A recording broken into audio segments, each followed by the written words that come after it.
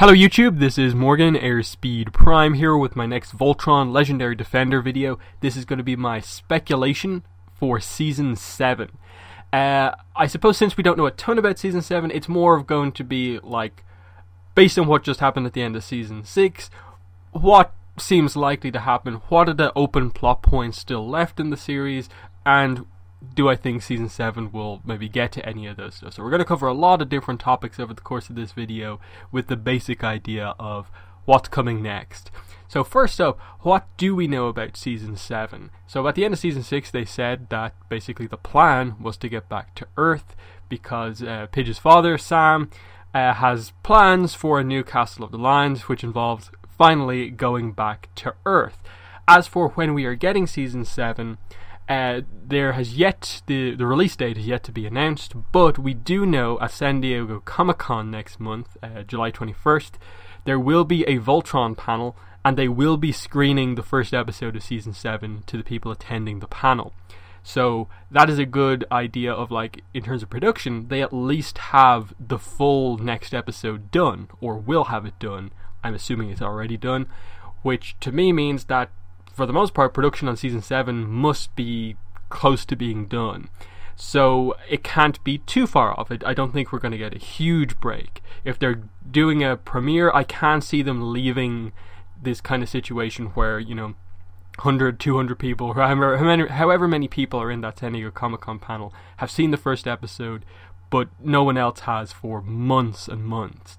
So I'm thinking, like, does that mean like August, like at the latest September for Season 7? I'd be shocked if they left it more with people having seen the first episode. So that's my opinions on it, but that's when I think it will be. It's either going to be 6 or 7 episodes. I don't think they're going to suddenly turn back and do things the usual way. We know we're getting 78 episodes of the show. We're 52 episodes in already. So we're going to get up to at least Season 10, so that means Season 7 is going to be 6 or 7 episodes. Based on the way they've done it before, they'll probably do a 6-episode season here to start off, and then maybe 7 will be the next one, but they could reverse it, we're not really sure. So that's basically everything that we know, except that I think one thing they did hint about the way the plot is going is that they basically said that, okay, we're not going to go immediately jump back to Earth because, of course, they don't have the castle anymore, so they can't wormhole to Earth, like, immediately. Which means that there's going to be a little bit of a journey to kind of get their way back to Earth. So they're sort of lost, in a way, kind of, for now. So that kind of gives us an idea of, the rough idea of how, like, the first episode or 2 is going to go before we finally get back to Earth. But anyway, so again, we'll get into the topics now, but forgive me for these being all over the place. First one, probably a more random one, but one that's really caught my attention in the last season, and that is something that was first brought up in Season 5. It was addressed a little bit more than Season 6, but the characters at least didn't really try to link it together all that much, and that is Ranveig's secret weapon, and how that links to the abandoned ship, the enriched quintessence, and the colony. So this was obviously the thing that was introduced during, like, the Krall's era, towards the end of the Krall's era, that Ranveig had this super weapon. It went up, killed one of the other potential emperors, basically, in the Krall's era. We saw that scene of this really tough, you know, commander who was, like, basically defeating all these other commanders, looked set to be in a really good position. The super weapon gets out, and she is, like, screams in terror, and this weapon apparently kills her. We didn't see the return of this super weapon in Season 6, but through Krallia we got more kind of explanation that the plot with Keith and Krallia from Season 6 progressed by both of them wanting to find this enriched quintessence, which involved tracking down where, of course, this abandoned ship, which is where the super weapon came from, plus the quintessence, and that was tracked to the quantum abyss, which obviously the thing that's past the quantum abyss is the colony where the Alteans are. And because of how old Lotor is and how long those colonies were established for, the core of 10,000 years ago, and all of the crazy time stuff with the quantum abyss, it's hard to judge, like, how old, how many years that abandoned ship was there, when exactly it was found. but they're making this connection that this season 5 thing relates to this season 6 thing, and, you know, is that how they bring things back in together? Now, the speculation is obviously that quintessence has this corrupting effect on living beings. We've seen that with Zarkon, we've seen that with Hagar, and I suppose last season we saw it with Lotor. And are they suggesting something else happened? Because they more or less explained in season 5, I think, that this is what the super weapon is. It's some sort of a living being that was driven crazy, potentially experimented on to become some sort of a quintessence enhanced super being or secret weapon. And the question is, of course, given that the ship realistically came from the colony, is there a character that it could be that would make sense and stuff like that? Now, I think the two characters that would immediately come to mind would be Romel's mother and father, who she said were taken to the second colony before even her brother was. Otherwise, it's kind of like it could just be a random reveal that comes out. I don't even know if they're ever going to come back to this, but the super weapon as like an enemy that the team will face, I think will be a thing. I'm not sure when, though. I thought it was really interesting how they made those connections between the last 2 seasons, but kind of haven't really gone anywhere with it, because Keith and Crawlia obviously got sort of like sidetracked, like in that, like, yeah, they roughly found out like the idea of the quintessence and what it is, like it being extracted from the Alteans, but they never fully on screen like connected all the dots together to like really tell you the full story. In that the abandoned ship, of course, is still this kind of unexplained thing of like, was that just a shipment of Lotors that went missing in the quantum abyss, or what? So that's the first thing. The second one is Semdak, who seems to be one of our main villain characters now, and especially with what they did in season 6 with Lotor not being taken out of the picture, as we'll talk about later on, for good, but I don't think we'll see him for at least a little bit. Meaning that there is now another power vacuum in the Galra Empire. There's the need for a new emperor. Will they do the Kralzera again immediately? Probably not. But he seems to be in the best position at this point to take over. Now that Lotor's missing, gone, depending on how the Voltron Coalition, the people loyal to Lotor, go about explaining that, he seemed like he basically took the remaining forces of one of the Kralzera, the potential emperors from last season. So he has supporters behind him already. That's one thing from season 6 they set up. He has this, he's calling his group, his faction, the Fire of Purification. So I can see him more or less naming himself as, Emperor to be, Emperor-elect or something like that. Will this be the time where they fully commit to telling his story and, committing to him being the villain? I think perhaps towards the end of season 7 we could see him involved, because I do think that the way they'll go about things is that they'll spend an episode or 2 getting to Earth. We'll have a few more calm episodes on Earth as we just, let the Paladins have their time being back at home. And then right at the end of the season, I think they will sort of bring in a threat.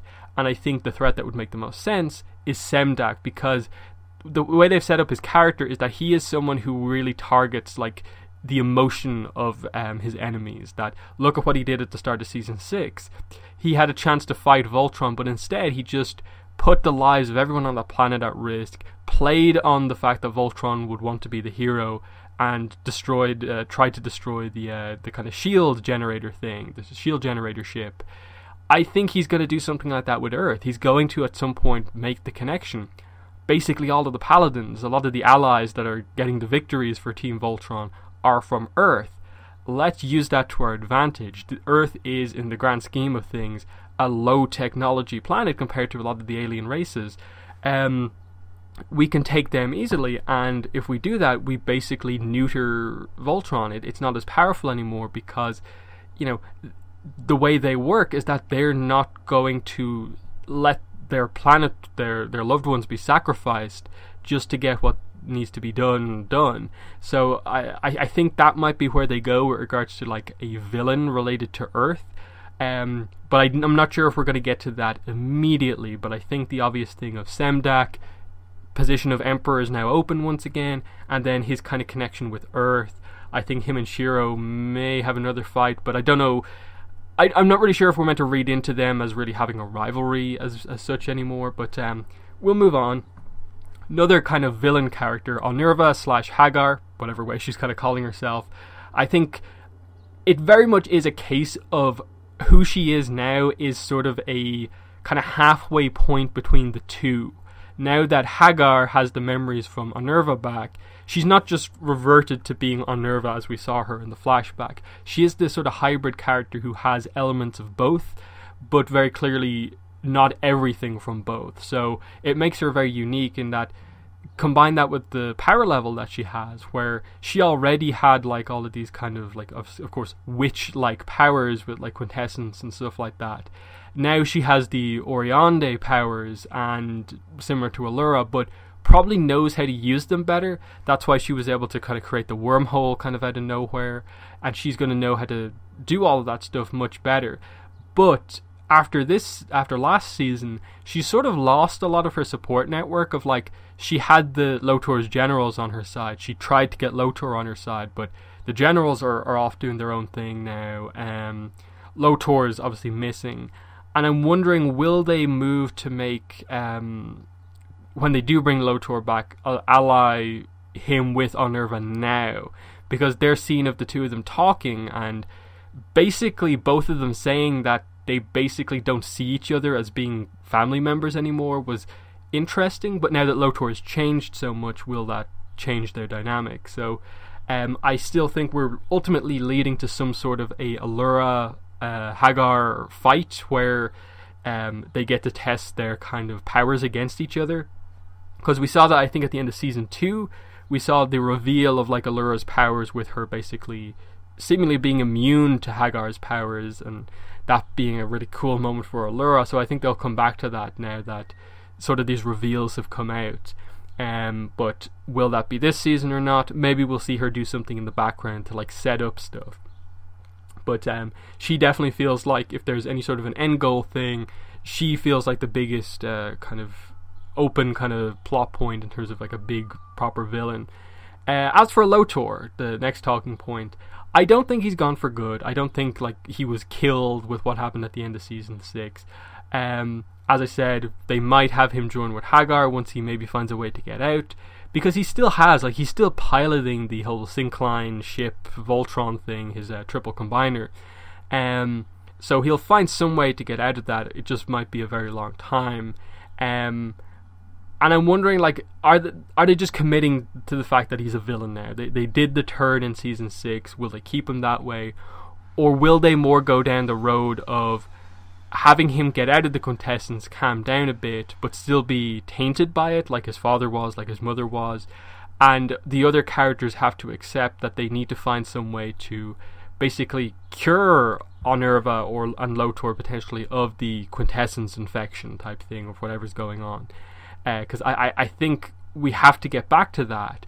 The idea that it is this sort of sentient energy that is sort of enhancing the latent evilness within characters, that this is something that like Voltron sort of defeated in the past, and I think it'll have to be defeated again.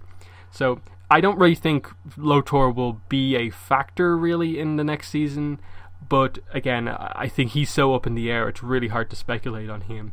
Next, on the sort of villain side of things, but I think at this point I don't really know how to judge them, and that is Lotor's generals, or former generals, Axia, Ezor, and Zethrid. Axia, I think, is the main like character of interest here, because she's the leader of these three. They more or less agree with the decisions that she makes.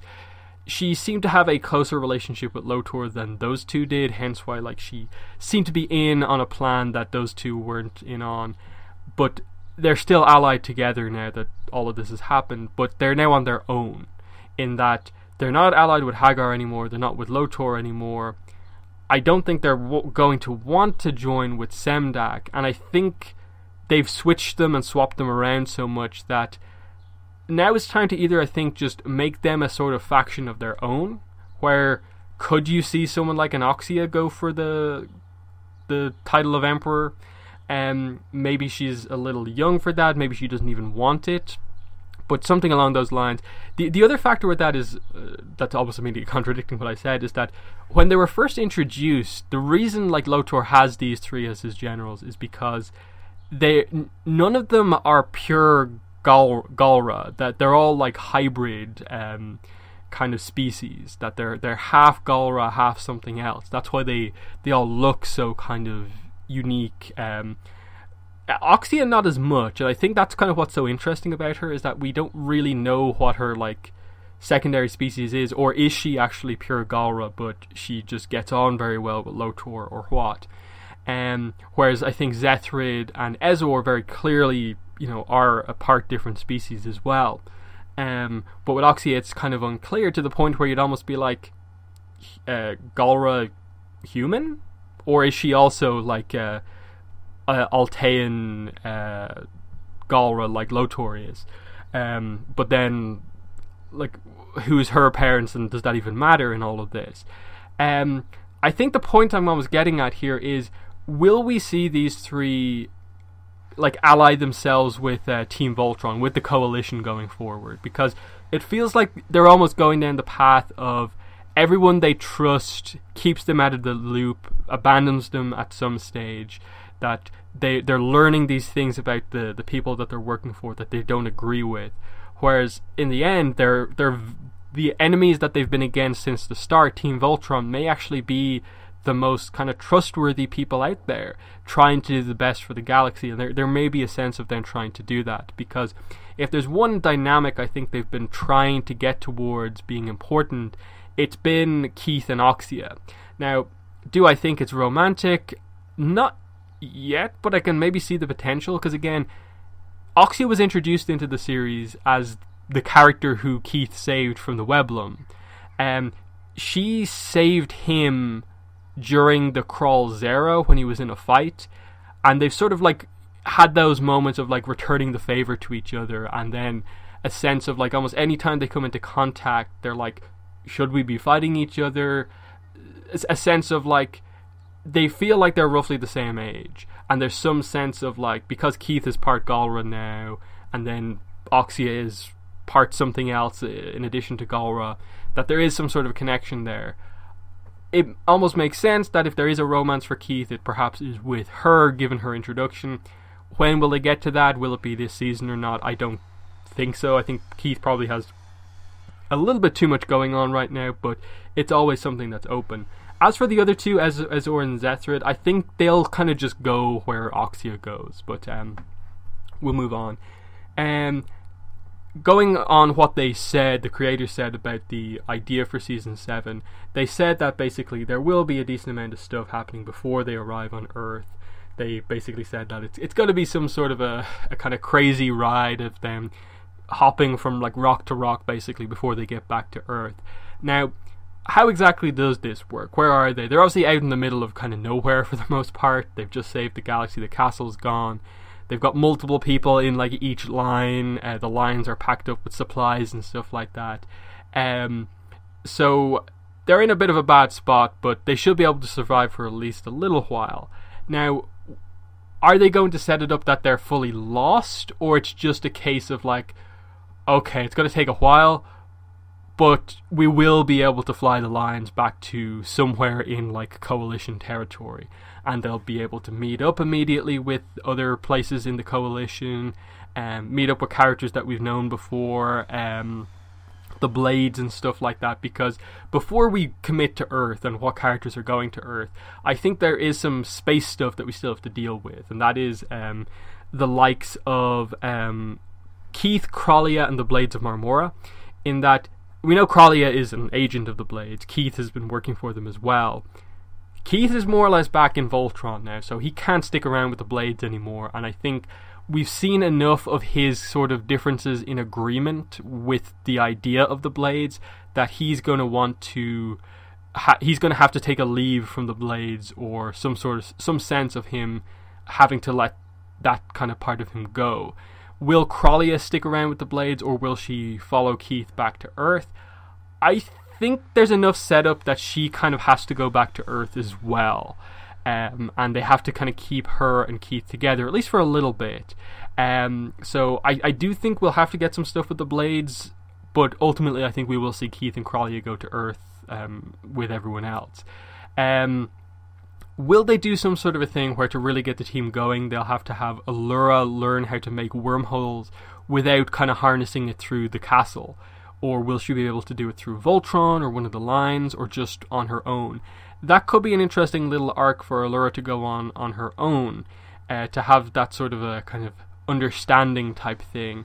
On a similar note, Shiro is sort of like injured, like recently recovered of having basically a mind-body transplant type thing. So just addressing anything with him is going to be like pretty interesting about like how much does he remember since like season 2, because that's the big thing with Shiro. This Shiro, the last we saw of him like in real life, I suppose, was just before he disappeared at the end of the big battle in season 2. We've obviously seen him within the Black Line, bits and pieces here and there, and because of that he must be caught up on a bit of everything that's happened, but he wasn't directly involved in everything that happened himself. So will he need to be brought up to speed on things? What's his situation like? Can he be a paladin anymore? Does he want to be a paladin anymore? There's some questions there, plus the whole issue of like he currently doesn't have an arm because his Galra arm was cut off. Now, technology wise, the likes of Paige, Hunk, they should have no issue, I think, making him a working robot arm. Will they, which I assume they'll have to do at some point, unless they just decide that, like, as part of maybe Shiro stepping down from the role of Black Paladin, he just decides to not bother with like a second arm because he's taking up more of a tactical role or something like that. I'm not sure, but I think they'll have to at least address some of that stuff before we, I suppose, maybe get back to Earth. Not really sure. Will we see places we've seen before? Will we kind of catch up with characters along the way? I think, this is maybe the time when like maybe you could introduce characters like Shay back into things. Maybe they drop by and they find her along the way. Things like that I think would be cool, but I'm not really sure about that. The next thing I think is just the whole situation of just Voltron. We have 6 pilots, 5 lines, and a lot of kind of stuff to be explained here. As I said, I do think, for me, I would go as far as to say that I think Shiro will more or less step down as being Black Paladin, that he'll accept that Keith is the leader now. Keith's really kind of grown up, stepped up, and just everything he's been through himself, Shiro, he's not going to want to be in that role anymore. They'll probably still keep it as a thing where, like, if he absolutely needs to, he will be able to pilot the Black Line whenever he needs to, but Keith is the official Black Paladin.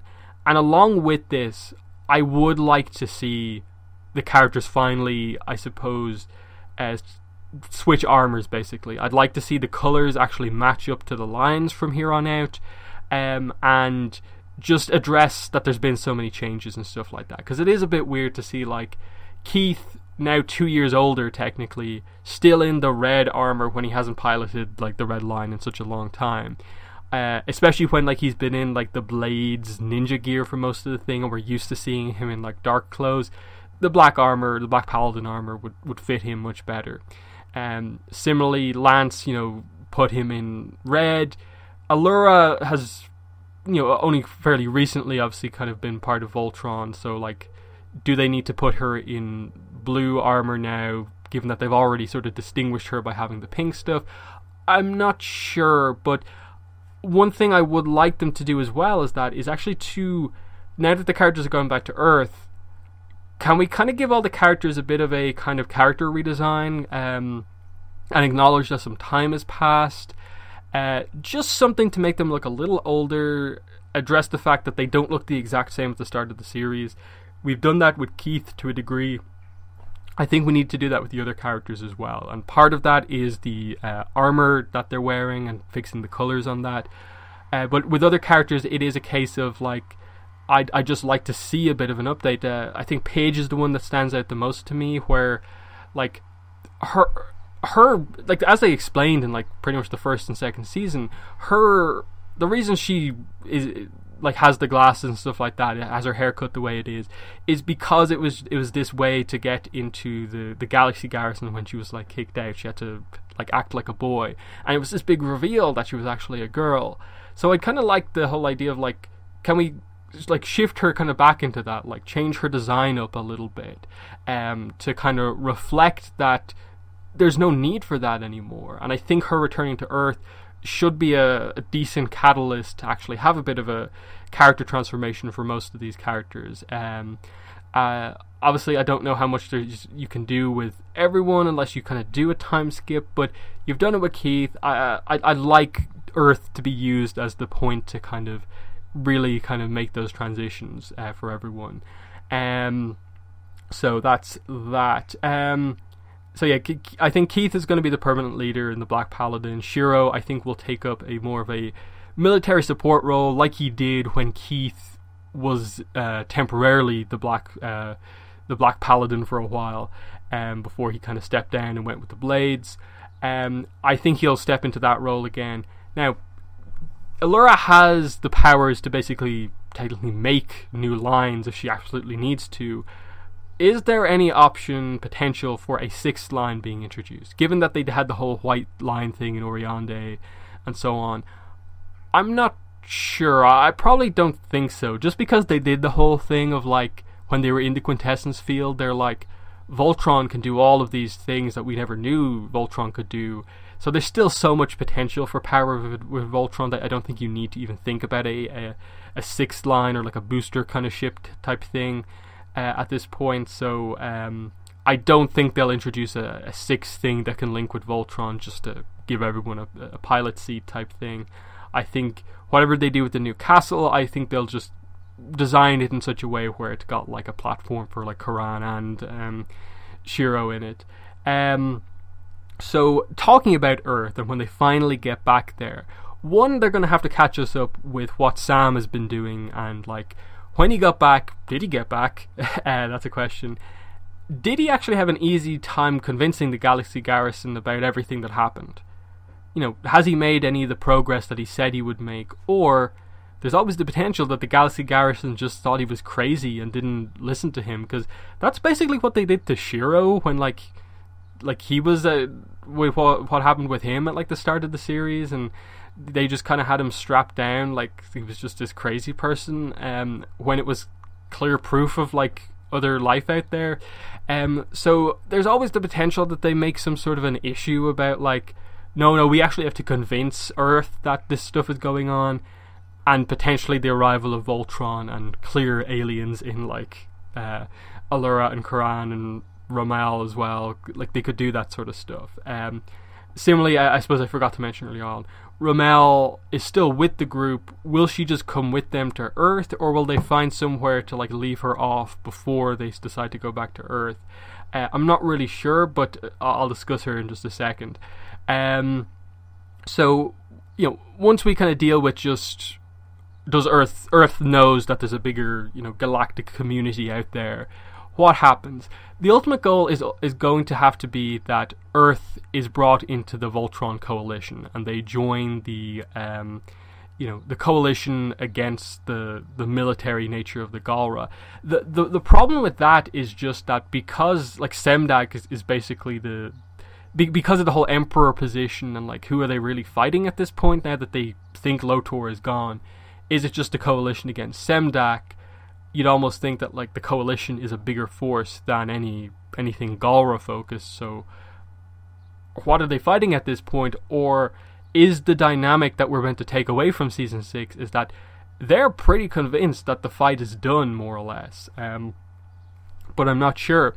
So that's going to be one thing, is just introducing humans to Alteans, because Endgame, that's going to have to be a big relationship. The relationship between Earth and Altea, and how that was key to Voltron, key to saving the universe, and it's going to have to be a key kind of relationship between whatever they decide to do.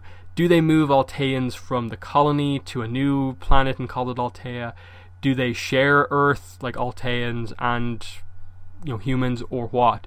I'm not really sure, but like, we're going to get stuff like we're gonna meet the families of all the paladins. We're gonna get those kind of nice emotional scenes of like Lance has talked about his family a bit. I think we're gonna get to see him, reuniting with his family, and we're gonna see like Allura and Karan have to obviously react to being on Earth, a different planet. Them getting the sort of crazy kind of culture shock of like, whoa, what is all of this stuff, when it was always the paladins reacting to the craziness of space and the greater galactic community. So that reverse is going to be cool, and just seeing how they do that. Allura, Karan, Rommel, if she's there, that's going to be super fun this season coming up.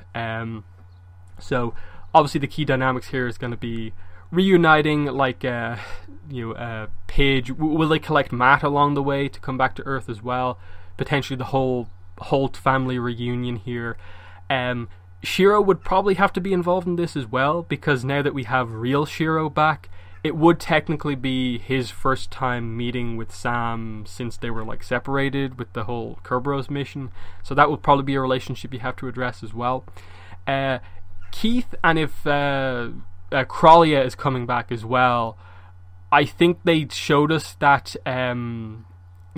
Keith at his father's grave. That's going to have to be a moment between Keith and his mother, and addressing that sort of stuff. Shiro could be involved here as well, to maybe further explain a little bit more of how like Keith and Shiro kind of grew up together type situation. But I think Kralia we will see on Earth. I do think so. Lance and Hunk, I think they're just going to have the like emotional reunion with their families. Maybe it's with these two where like they have like maybe Hunk brings Karan back to his house or something like that to live for now until they find out what way the living situation is going to work. Maybe like Lance brings Allura back to his family, and you have some kind of fun interactions there.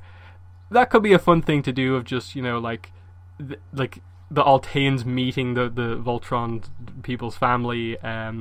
But definitely I think we'll see that dynamic play out. And then I think on Earth, addressing like when they get back to Earth, is there immediately a threat? Is there potentially a action plot involved on Earth? Will there be some conflict with the Galaxy Garrison about what's going on here, to try and convince them that there's peace between like Altaeans and humans, and that Voltron has this alliance between so many species already?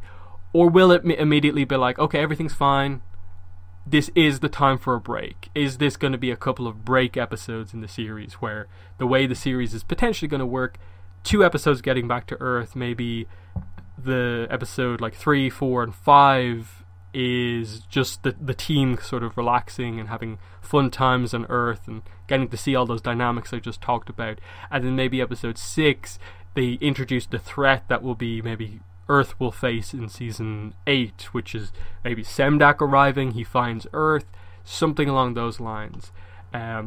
Because of course the other thing that they're here to do, the main plot that we know about, they have to build a new castle. Voltron has to have a place where obviously the lines kind of can dock, be in their hangars and stuff like that. The team can form from.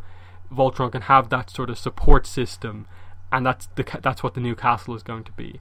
Now I think they've already prepared a power source. The whole the castle getting crushed by the whole Between Worlds rift, it seemed to just create this crazy power source diamond thing. Now they haven't explained what it is yet, but I think that's the way they're going to go with it, where this effectively is a like hyper compressed power crystal that the castle already had, plus all the functions of the castle kind of compressed down into one by potentially one of the most energetic events in the entire universe. So I don't think it's hard to believe that there's crazy power going through this thing, where like this one small diamond could be the thing to power like the entire castle, like 10 times as good as like it previously was. So this is probably going to explain like why the castle is going to be much more powerful than it was before, in terms of weapons, engines, speed, all that sort of stuff. So that'll be fun to see. I assume we'll get like Karan, the Holtz, characters like that being involved with it.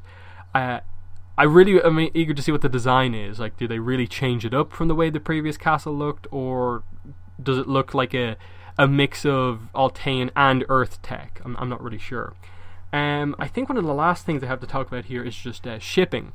Now, obviously the fandom has been involved in shipping since like the first season, but for me, I think season 5 was probably where they properly decided to, I think, commit to doing anything with regards to romance in the series. Now, 6 is obviously where they made it really clear with the first kiss that the show had between Allura and Lotor. But 6 was also where they did Allura and Lance as being a serious thing that the show wants you to consider. We obviously had Shay Hunk sort of previously as a kind of sort of relationship type thing. I don't really know, like, they haven't come back to it in a while, so we don't know exactly what way they're going about things.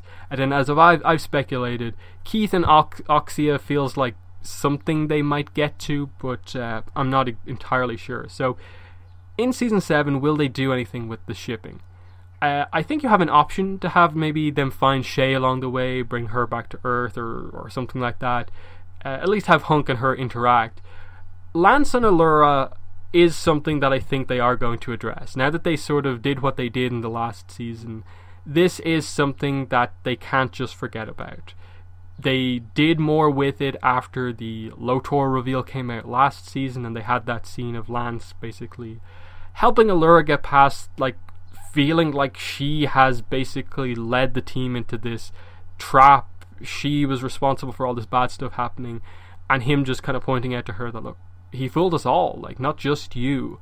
Everyone was fooled. Even me, who had the most reason to hate him, not trust him, I still trusted him. And all the stuff that they did before that, of like Lance saving Allura from that blast with the shield and the sun energy, and then her like jetpacking out of her line to save him with her powers. They've definitely set up something here. Now, they didn't really give us like Allura's full like opinion on Lance when she found out from the mice like what he said, like the whole, I suppose, confession that like Lance's, I suppose, crush on Allura isn't just this kind of Loverboy Lance type thing where he likes any attractive girl. This is like, no, he honestly does really, really like her, and I wouldn't be surprised if we get to the point of kind of, at least maybe from his side, him getting to the point where like they maybe go down a like, is he in love with her type thing, and more address like, is it too soon for Allura to potentially, respond with feelings like that to Lance, discovering if she actually does like him in that way or not. I'm not sure, but if there is a few more kind of character-focused episodes on Earth when not a lot of crazy is happening, this seems like an opportunity to at least address what's going on between the two of them. Because I think it's been well done. I think it's actually been a well written relationship. I appreciate that they didn't immediately have Allura and Lance get together after the Lotor thing, that they had him just play the role that he sort of plays in the group, and that being the character who helps people get through these kind of issues, and his personality sort of keeps the group together. That he's not like the military leader of the group, but he's kind of the like friend leader of the group, and that he is the second in command in a way because of that. And so that's going to be interesting. I suppose while we're talking about relationships here, like, while I don't think like romantically, of course a lot of people out there do ship Keith and Lance, for me romantically I don't really see that, but I do see a relationship that is important between those two, because effectively now you have the leader and the more or less second in command of Voltron, and now that Keith is back officially as the leader, we're going to have to probably address the command structure, because before it was Shiro is the leader and he's like the perfect leader. He is such a good leader that he doesn't really need a second in command. That's how good Shiro was. Keith is the sort of character who is going to need a second in command, and he still has those weaknesses. He's grown a bit, but he still has those weaknesses where he still sort of charges in. I think someone like Lance, given what they've done with sort of comparing him to Alfor, he's the Red Paladin now, he's the right hand man literally on Voltron, he has the Altean broadsword.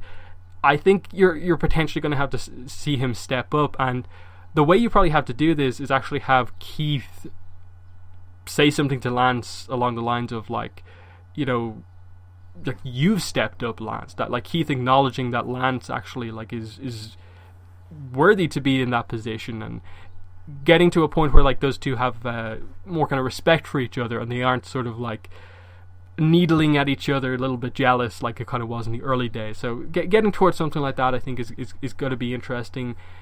How much they focus on that, I'm not entirely sure, but I think it's something they might do. Or will they just kind of say that, you know, Keith's a solid leader now, we're not really focusing too much on the dynamics in the group at this point. But, you know, that's where I'm thinking with season 7.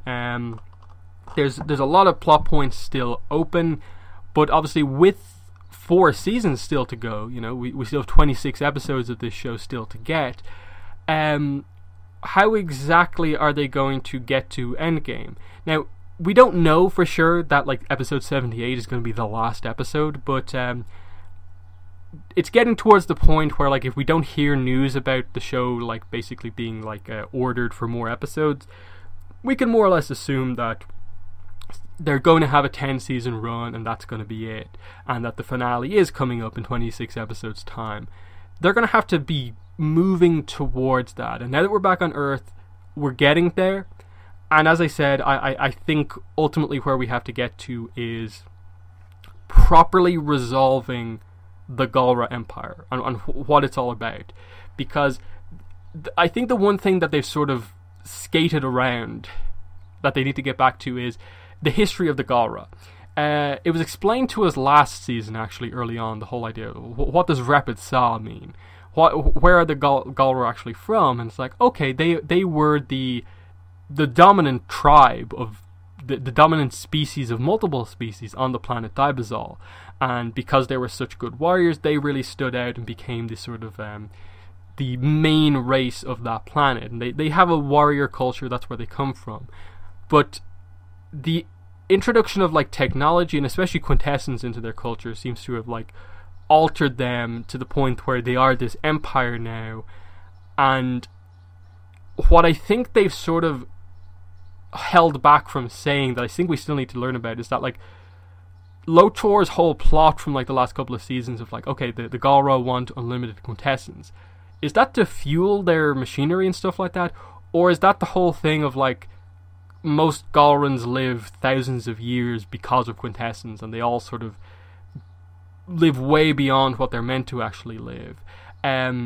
Because it is that weird thing where like, okay, Onerva and Zarkon are 10,000 years old. Lotor is basically the same. He's close to 10,000 years old. Allura and Karan are that old because they were basically that long in like cryo-freeze, like stasis basically. The whole quintessence and the Galra's reliance on it, I think they're going to get to a point where they almost reveal that like, we shouldn't be using quintessence in that way, and the Galra are going to have to take a step back and stop using it on themselves and stop thinking about immortality, living as long as they want and stuff like that, and really get to the core of like, when you use quintessence on yourself, it is a corrupting influence that gradually turns you evil, and that's been the problem with the Galra Empire the past while, and they're going to have to get that, and like fixing the Galra Empire is going to probably be the big end goal, kind of like we've done it type thing, and creating peace between whatever they do with New Altea, Earth, and the Galra Empire, and just stopping any sort of a war.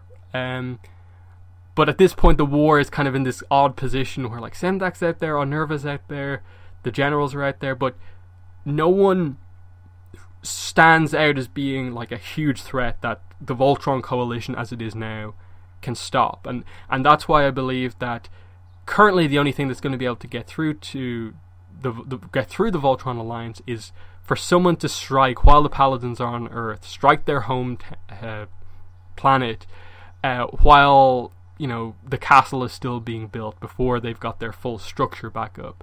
But that's just my kind of initial thoughts on things. So that's been my discussion video on speculation, how I feel they could go about things in Season 7. in the comments, let me know what your thoughts are on everything I had to say here. What are your big speculations for Season 7? Where do you think things are going? But yeah, that's been the video. Thanks for watching, and bye.